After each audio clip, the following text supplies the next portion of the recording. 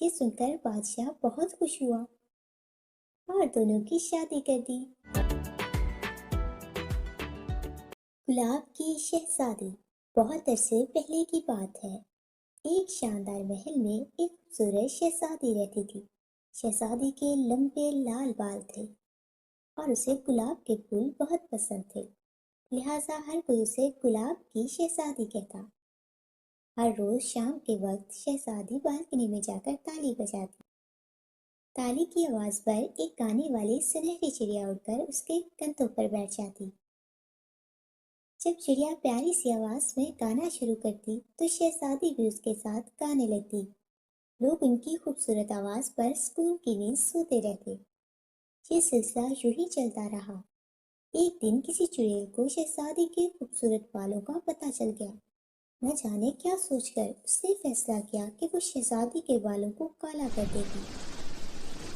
چڑیل نے اپنی جادوئی چھڑی استعمال کرتے ہوئے ایک منتر پڑھا تو شہزادی کے بال سرخ سے کالے ہو گئے۔ اگلے روز جب شہزادی روز کی طرح بالکنی میں گئی اور چڑیا کے ساتھ خوبصورت آواز میں گانا شروع کیا، مگر اس بار لوگ جاگتے رہے۔ شہزادی کو معلوم ہوا تو وہ بہت پریشان ہوئی۔ اس نے چڑیا سے پوچھا کہ اسے کیا کرنا چاہیے۔ چڑیا کی بتائی ہوئی ترکیب پر عمل کرتے ہوئے اس نے گلاب کی پتیوں کو پانی میں ڈالا اور اس پانی سے اپنے بال دھوئے تو اس کے بال پہلے کی طرح سرخ اور خوبصورت ہو گئے۔ روز کی طرح شہزادی چڑیا کے ساتھ گانا گاتی تو لوگ میٹھی نیند سو جاتے۔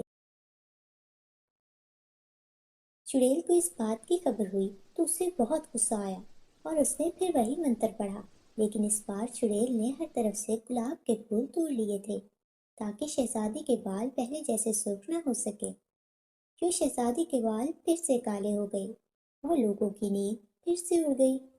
شہزادی بالکنی میں کھڑے ہو کر رونے لگی کہ اب اس کے بال پہلے جیسے کبھی نہیں ہو سکتے، اور یوں اس کے آنسو کا ایک قطرہ نیچے جا کر فرش پر گرا۔ ایک نوجوان جو وہاں سے گزر رہا تھا اس خوبصورت شہزادی کو بالکنی میں روتا دیکھ کر رک گیا۔ اس کے پاس ایک صندوق تھا جس میں سے اس نے سرخ رنگ کا ایک بال نکالا اور اس کو آنسو کے قطرے پر رکھا جو شہزادی کی آنکھوں سے گرا تھا۔ دیکھتے ہی دیکھتے وہ سرخ رنگ کا بال گلاب کے پھول میں بدل گیا۔ شہزادی یہ دیکھ کر بہت حیران ہوئی اور اس نے جلدی سے اس گلاب کے پھول کو پانی میں ڈال کر اس سے اپنے بال دھوئے اور یوں اس چڑیل کا جادوئی اثر ختم ہو گیا۔ شہزادی کے بال پہلے کی طرح سرخ ہو گئے اور ہر طرف گلاب کے پھول کھل اٹھے۔ بادشاہ نے جب نوجوان سے پوچھا کہ اس کے پاس یہ بال کہاں سے آیا ہے تو اس نے بتایا کہ شہزادی سے بچپن میں میری بہت دوستی تھی۔ ہم نے دوستی کو قائم رکھنے کے لیے ایک دوسرے کے بال توڑ کر اپنے پاس محفوظ کر لیے تھے۔ پھر میں سفر پر چلا گیا، اب واپس آیا ہوں۔ یہ سن کر بادشاہ بہت خوش ہوا اور دونوں کی شادی کر دی۔